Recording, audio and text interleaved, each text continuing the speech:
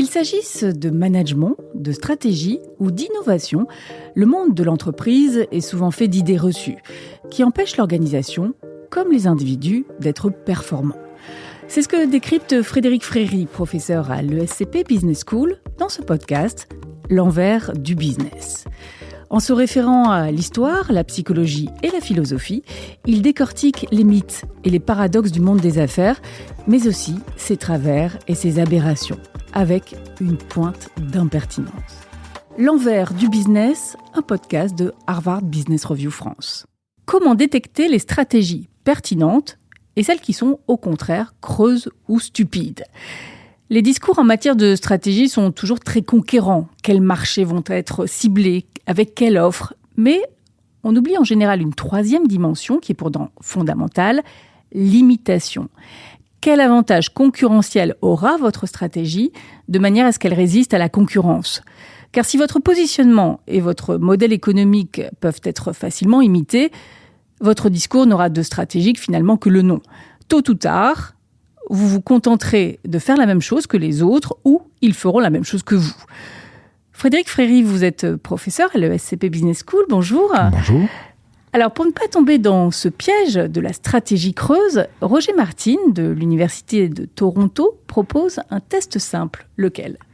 Oui, c'est un test qui est tout à fait intéressant. L'idée, c'est prenez l'inverse de votre stratégie et demandez-vous si ça donne une stratégie qui a du sens ou si ça donne quelque chose de complètement stupide. Et quelle conclusion on en tire ? Alors, expliquez-nous. Alors, imaginez une banque privée. Et cette banque privée dit « Notre stratégie, c'est de vendre toute une gamme de produits financiers extrêmement performants à une clientèle fortunée grâce à la qualité de nos conseillers et de nos concepteurs d'offres qui permettront de répondre à leurs attentes. » Bon, ça c'est ce qu'ils affichent. Prenons l'inverse de ça. Donc l'inverse de ça donnerait quelque chose... nous, on va vendre un seul produit qui est franchement pas terrible à des gens qui n'ont pas de quoi se l'acheter. Puis très honnêtement, nos commerciaux, ils sont nuls. Donc c'est une stratégie stupide. C'est complètement stupide, bien évidemment. Autre exemple, prenez un constructeur automobile qui dit nos véhicules sont des véhicules de très grande qualité, respectueux de l'environnement, que nous allons vendre sur les marchés les plus prometteurs et avec toute une gamme de services qui répondent aux attentes de tous nos clients. Évidemment, l'inverse donnerait un truc complètement idiot qui serait du genre nos véhicules sont de qualité médiocre, ils polluent comme c'est pas possible, on va les vendre dans des marchés où il n'y a rien à vendre et on a des services qui sont vraiment très mauvais. Et donc, c'est complètement stupide. Et donc, pourquoi est-ce qu'on fait ça ? En fait, ça veut dire que ce qui a été présenté comme une stratégie, à la fois par la banque privée et par le constructeur automobile, c'est pas une stratégie.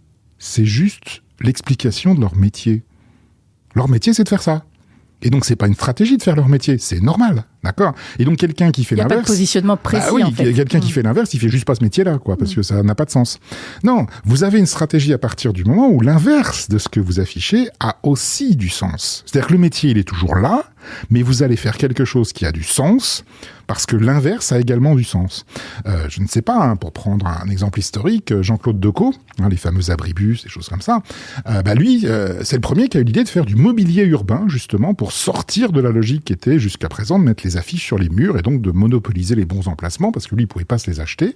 Et donc, il s'est dit, je vais mettre des abribus devant, en fait, les emplacements des affiches, parce que, comme ça, je pourrais devenir un vrai afficheur. Au passage, un abribus, je sais pas si vous voyez ça, mais ça sert à une seule chose, en fait, quand on regarde bien, ça sert à ce que les gens qui sont dans l'abribus, ils voient plus les affiches qu'il y a sur les murs, ils voient les affiches qu'il y a sur l'abribus. Ça protège de la pluie et ça donne les horaires aussi. Accessoirement. Mais la raison pour laquelle c'était inventé, c'est pour mettre des affiches, en fait. C'est un système publicitaire. C'est une entreprise de publicité, Jean-Claude Decaux. Effectivement, on voit plus les panneaux qui sont en l'air. Et donc, ceux qui avaient acheté les panneaux, ils ont un investissement qui vaut plus rien. Mais, pour autant, il a fait ce choix-là, mais le choix qu'avaient fait les autres historiquement était tout aussi pertinent. Un autre exemple, Free, lorsqu'ils ont lancé leur offre, qui consistait au départ à avoir des tarifs très nettement inférieurs à ceux des concurrents pour une prestation qui était sensiblement du même ordre, mais surtout ne pas avoir de boutique. Et au départ, Free Mobile, c'était uniquement avec un service après-vente en ligne. L'inverse n'était pas stupide du tout. La preuve en est, c'est ce que faisaient les autres. Les autres, ils avaient des boutiques, etc., des prix plus élevés, mais ça avait du sens. Donc, dans ces deux exemples-là, on voit que l'inverse de la stratégie qui a été énoncée par l'entreprise avait du sens, et donc ça veut dire que la stratégie, c'est une vraie stratégie. C'est pas simplement l'explicitation avec des mots un peu ronflants de on fait notre métier, quoi. Alors, il y a un autre aspect aussi, c'est que si l'inverse de votre stratégie est stupide, Tout d'abord, personne ne va l'adopter. Tout le monde va probablement faire la même chose que vous, la stratégie que vous aurez choisie, le même métier, puisqu'il ne s'agit pas d'une stratégie selon vous.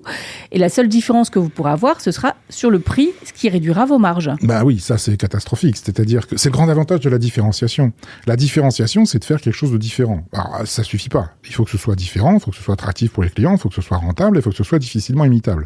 Si vous n'avez pas ces différentes qualités-là, bah ça va pas durer très longtemps.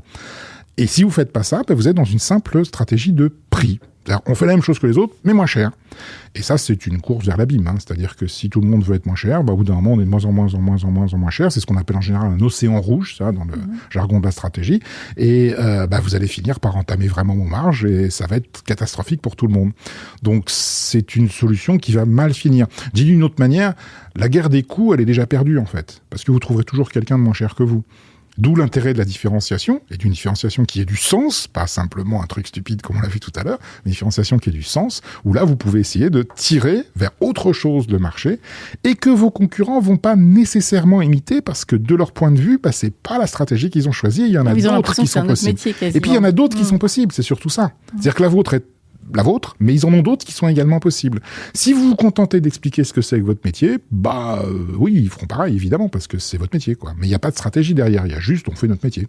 Est-ce que c'est toujours possible d'avoir cette démarche-là intellectuelle ? Alors, j'espère bien, parce que si c'était pas toujours possible, la stratégie, ça se résumerait en gros à l'analyse des coûts. Et ce qui est assez extraordinaire, c'est que même sur des offres qu'on peut considérer comme totalement banalisées, il y a toujours des gens qui arrivent à trouver des différenciations et c'est impressionnant de voir les clients qui acceptent ça. Un exemple que je trouve étonnant, c'est vous regardez une station-service.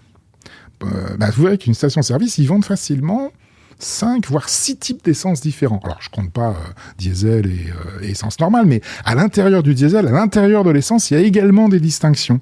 Il y a le plus machin truc, il y a le extra bidule je sais pas quoi, il y a le ultra autre chose. Et ils le font pas comme ça pour faire joli, il y a des gens qui l'achètent. C'est-à-dire que même sur un produit qui paraît totalement banalisé comme le litre d'essence, il y a moyen de différencier. Moi, j'ai tendance à dire aux dirigeants d'entreprise en général que si vous constatez la banalisation de votre offre, vous constatez avant tout votre déficit de créativité. Parce que tout est débanalisable et on peut toujours trouver un positionnement qui soit original. Alors ça peut être comme ici, proposer une offre qui est structurellement pas la même, parce que le produit est pas le même. Ça peut être rajouter des services auxquels les autres n'auraient pas pensé. Ça peut être présent dans les endroits où les autres sont pas présents. Ça peut être vendre des solutions plutôt que de vendre des produits. Il y a plein de choses différentes. Mais ça va toujours contribuer à sortir de la masse, en fait, et ne plus courir avec le troupeau et la meute, mais faire quelque chose qui soit différent, et donc pas se battre sur les prix, mais se battre sur une proposition, une expérience qui soit différente. Mais est-ce qu'il y a d'autres manières de débanaliser, finalement, comme vous dites ? Un exemple qui est assez amusant, c'est les fraises. Je sais pas, à une époque, j'avais un petit peu regardé ce que faisaient nos amis bretons, les fraises de Plougastel. C'est-à-dire qu'ils font des fraises qui sont excellentes, mais ils étaient fortement concurrencés par les fraises espagnoles, qui venaient d'Andalousie, le pays où on fait un peu pousser du plastique. Et les fraises espagnoles, elles étaient moins bonnes, objectivement, que les fraises bretonnes, à l'époque en tout cas, mais c'était beaucoup moins cher. Et on voyait bien les consommateurs qui comparaient les deux, et puis la fraise espagnole était moins bonne, mais elle était vraiment moins chère, quoi. Et donc finalement, on remplissait son sac avec des fraises espagnoles, et puis on avait acheté. Je sais pas si vous avez remarqué, mais depuis quelques années, on n'achète plus des fraises quand c'est la saison des fraises. C'est pas des fraises qu'on achète. Ce qu'on achète, c'est des gariguettes, des sifflorettes, des maras des bois. C'est-à-dire qu'ils ont créé toute une série de variétés nouvelles qui sont structurellement plus chères, qui sont objectivement meilleures. Et vous regardez ce qui se passe dans les magasins maintenant, on voit le client qui arrive et qui commence à regarder toutes ces variétés, puis après il voit marquer fraises espagnoles qui sont moins chères, puis là, je sais que c'est moins bon, ça m'intéresse moins.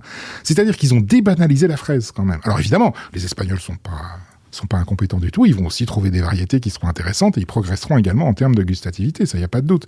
Mais il y a moyen de débanaliser même quelque chose aussi simple a priori que la fraise. Au passage, même chose avec les clémentines, les clémentines corses se sont débanalisées avec une chose tout à fait géniale, en laissant les feuilles. Il suffisait de laisser les feuilles pour faire comprendre aux clients que c'était une clémentine particulière. Alors là encore, les concurrents ont fini par comprendre qu'en laissant les feuilles, ils allaient également envoyer un signal. Mais c'est une course qui est une course plutôt vers le haut, qui est plutôt une course vers l'uniformité et la réduction des prix. Donc c'est finalement une bonne chose parce que ça ajoute à la prospérité collective. Et on est de plus en plus inventif finalement. Absolument. Merci beaucoup Frédéric Fréry. C'est moi. C'est la fin de cet épisode. Merci de nous avoir écoutés. Retrouvez un nouvel épisode chaque semaine sur hbrfrance.fr et les plateformes d'écoute habituelles. Et si ce contenu vous a plu, plongez-vous dans le livre de Frédéric Fréry, 100 idées impertinentes pour mieux manager. À bientôt!